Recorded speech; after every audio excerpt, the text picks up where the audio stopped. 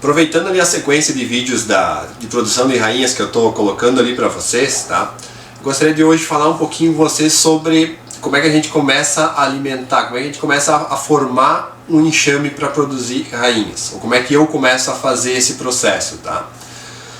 Para mim, o enxame para produzir rainhas, ele tem que estar muito forte, tem que ser um enxame que esteja, vamos dizer assim, derramando a abelha fora, tá? Vamos começar com o ninho. Nós vamos sair agora do inverno. Eu vou falar essa parte um pouquinho mais teórica para vocês, tá? Mas em seguida nós já vamos começar a alimentar e vocês vão ver, vão acompanhar isso comigo na prática. Essas colmeias que eu uso para produzir rainhas, eu particularmente alimento elas,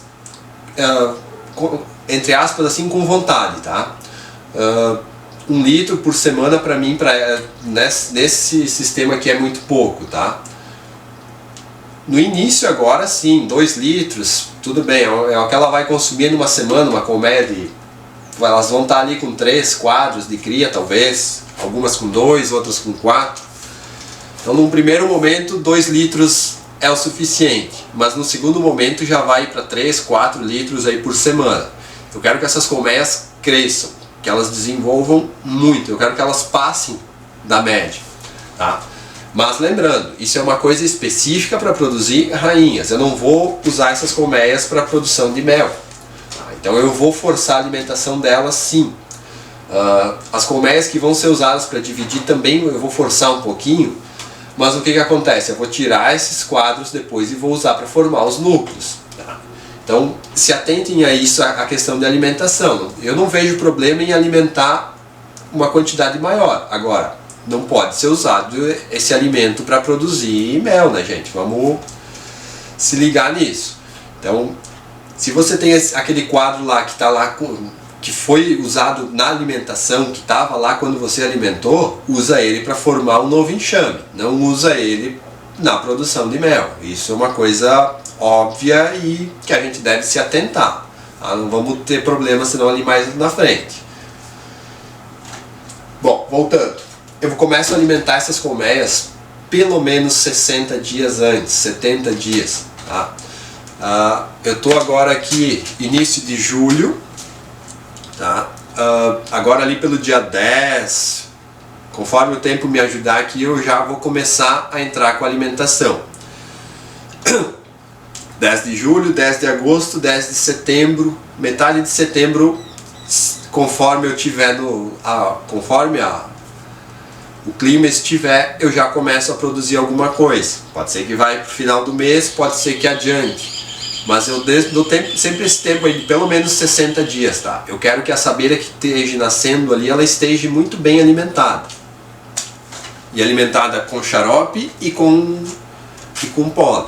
Ou seja, eu vou entrar nessas de produção de rainhas, eu vou entrar já com elas com pasta proteica também, tá? Não só o xarope. Xarope, como eu já comentei com vocês, eu utilizo ele mais fino. Eu quero que elas ativem isso. E eu vejo que elas funcionam melhor se elas têm que trabalhar. Se eu botar um xarope mais grosso ali, elas simplesmente jogam pro favo. Pro favo, pro quadro, elas vão puxar cera, enfim, mas elas armazenam. Se ele é mais fino, elas acabam utilizando ele mais na alimentação. Isso ativa a colmeia. Isso faz com que elas limpem melhor a colmeia. Tá? Prestem atenção nesse detalhe que vocês vão ver que o xarope fino às vezes dá um resultado melhor do que um xarope mais grosso, mais espesso. Lembrando de novo, eu estou querendo ativar essa colmeia. Tá? Eu estou ativando ela para um fim específico. Vocês têm que... Estou tentando ensinar a pescar, eu não quero dar o peixe para vocês, tá?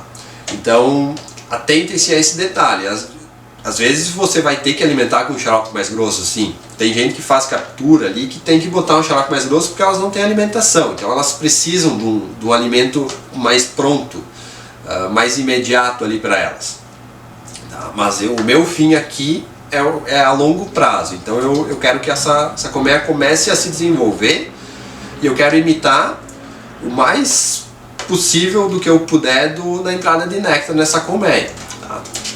Vocês vão me acompanhar na alimentação ali, eu estou usando uma melgueira em cima, tá? Eu não estou usando coxos para essas colmeias aqui, eu estou usando uma melgueira vazia, onde que eu boto saco plástico com o xarope dentro.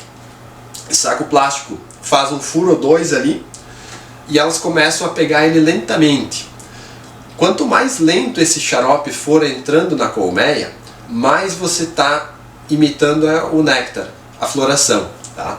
Não adianta botar 2 litros aí num dia numa colmeia, às vezes forte, ela recolhe esses 2 litros de um dia para o outro, tá?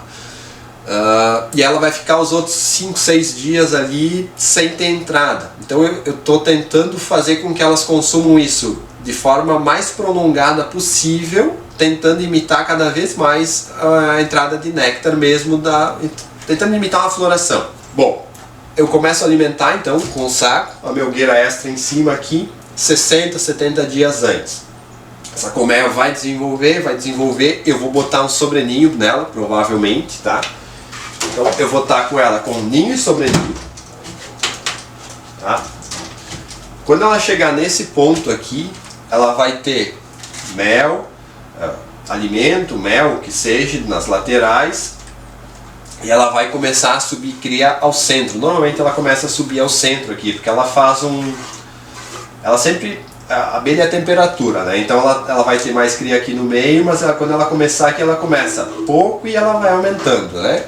Do mesmo jeito que ela faz num favo ali, que ela começa ao centro e vai aumentando. A mesma coisa é aqui, ela começa pequena, vai aumentando a área de cria. Quando ela encher ninho e sobreninho aqui, que vai ser lá pelo final dos 2 meses já, esse enxame vai estar muito forte. Então se atentem, se vocês forem fazer isso, a começar, quando começou a encher de abelha aqui em cima, atentem-se a olhar se já não tem realeiras, tá? Pode acontecer, então fiquem atentos a esse detalhe. Lá no final do processo eu vou ter essa colmeia muito forte, ou algumas colmeias muito fortes, alguma que tiver uma rainha meia fraca talvez não vai desenvolver também, né? A gente tem essa questão. Mas o meu objetivo é ter ninho e sobreninho de abelhas. Cria em cima, cria embaixo, um enxame muito forte.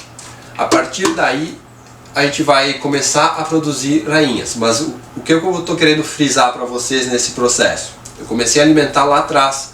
Eu fiz esse enxame crescer e evoluir. Então, a abelha que está aqui depois de 60 dias, ela já nasceu, já alimentou, o ciclo dela já está bem evoluído. Então eu tenho uma abelha normalmente,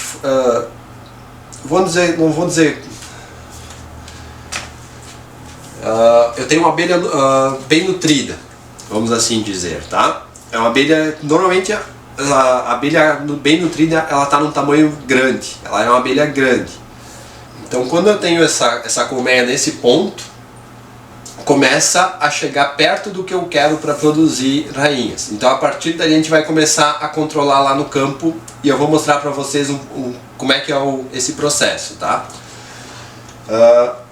Vai ter algumas adaptações ali, isso eu vou mostrar tudo na prática para vocês acompanharem comigo desse processo, tá? Mas o básico que eu queria entrar para vocês, se alguém quiser já começar a fazer também, talvez, nesse processo e ir me acompanhando ali, comecem a alimentar 60, 70 dias antes, pelo menos, e alimentar com força, com vontade, esses enxames, tá? Façam eles crescer, façam eles evoluir. Fiquem atentos para não enxamear, porque vai estar propício a isso, tá? A abelha, ela entra em processo de produção de rainhas por alguns motivos, tá?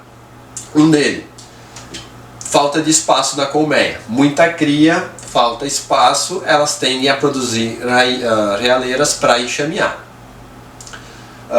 Muito néctar na natureza entrando, tá? Muito alimento entrando, é um indício, é um gatilho para elas enxamearem também. Então elas entram em processo de produção de rainhas com altas floradas chegando, tá?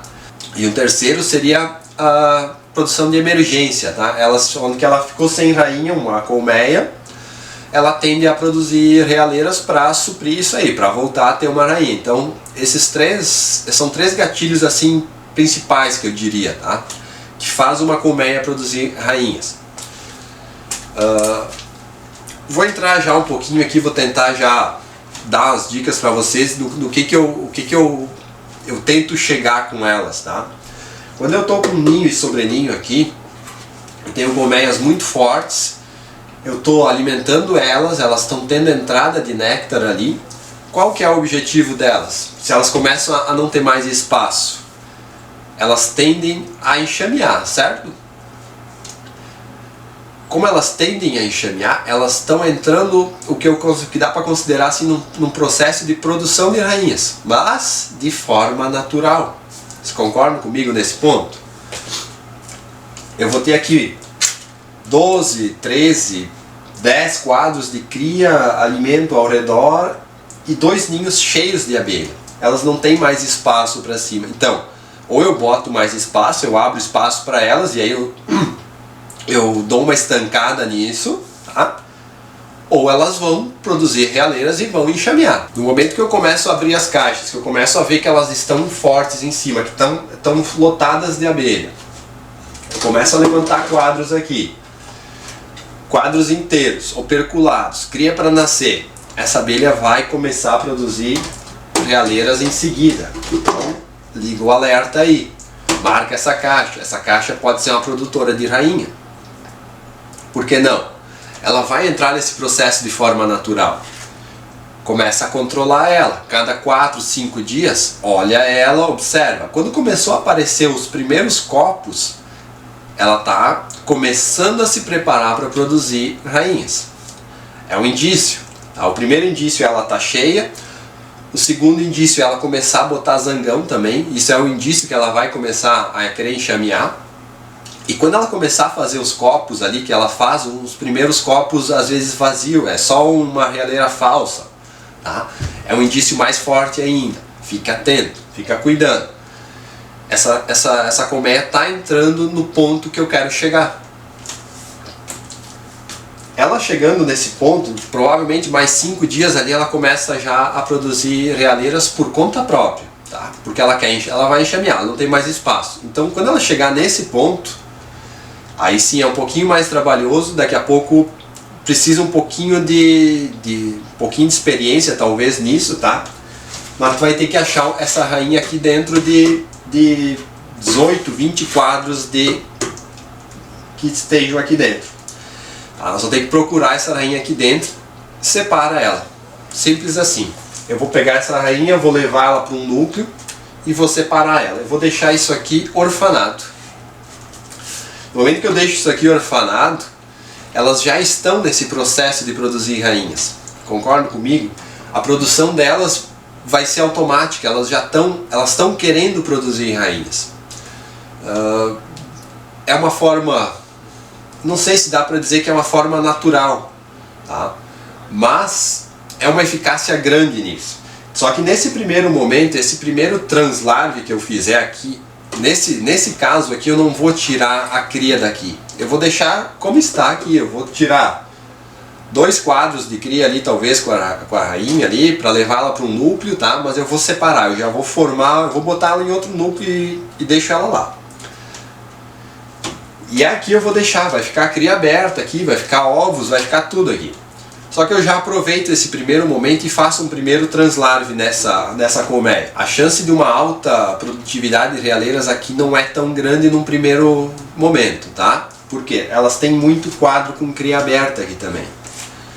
Então, usa esses primeiros 10 dias, faz uma tomada, tira essas realeiras e faz uma segunda. Tem muita abelha que vai nascer aqui, tem muita nutrícia aqui que vai nascer. Pode usar um segundo translarve aqui. E aí sim, esse segundo vai ser melhor.